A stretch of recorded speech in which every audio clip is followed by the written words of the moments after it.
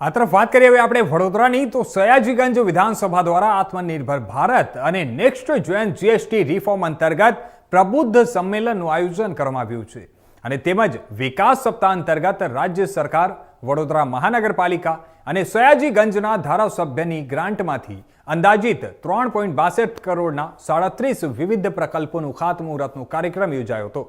Bharatiya Janata party Sayajiganj विधानसभा द्वारा आत्मनिर्भर भारत और नेक्स्ट जेन जीएसटी रिफॉर्म अंतर्गत प्रबुद्ध सम्मेलन योजायो हतो અને તેમજ વિકાસ સપ્તાહ અંતર્ગત રાજ્ય સરકાર વડોદરા મહાનગરપાલિકા અને સયાજીગંજના ધારાસભ્ય કેયુર રોકડિયાની ગ્રાન્ટમાંથી વિવિધ પ્રકલ્પોનું ખાતમુહૂર્તનો કાર્યક્રમ સપનાના વાવેતર party plot Laxmipura road Gorwa ખાતે યોજવામાં આવ્યો હતો।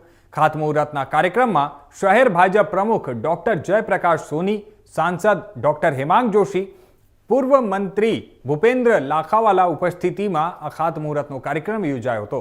ખાતમુહૂર્તના કાર્યક્રમમાં વોર્ડ નંબર 1, 2, 3, 8, 9, 11ના કાઉન્સિલરો, વોર્ડ પ્રમુખ અને સંગઠનની ટીમ ઉપસ્થિત રહી હતી।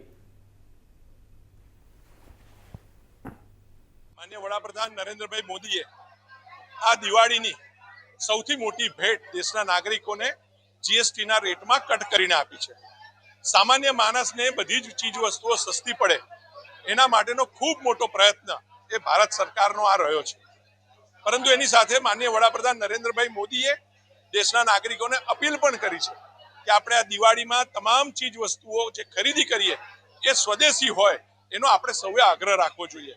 આ સ્વદેશી એક મંત્ર છે કે જેના દ્વારા આત્મનિર્ભર ભારત થકી આપણે સમર્થ ભારતનું નિર્માણ કરી શકીશું, વિકસિત ભારતનું નિર્માણ કરી શકીશું।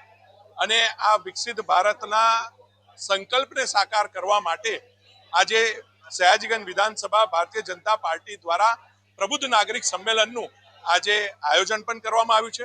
એની સાથે 30 જેટલી સોસાયટીઓના વિવિધ સોસાયટીના છેવાડાના પ્રશ્નો હોય, રોડ, રસ્તા, ગટરના પાણીના એવા વિવિધ કામોના આજે ખાતમુહૂર્ત પણ કરવામાં આવ્યા છે। આ જેનાથી જે વિકસિત ભારતનું સ્વપ્ન આપણે જોઈએ છે, છેવાડાના માનવી સુધી સુખ સુવિધા પહોંચવી અને છેવાડાના માનવી થકી વેપાર, ઉદ્યોગ અને તમામમાં સ્વદેશી વસ્તુઓનો આગ્રહ અને આનાથી જોબ ક્રિએશન, આ એક વિચાર સાથે પ્રબુદ્ધ નાગરિક સંમેલનનું આજે આયોજન કરાયું।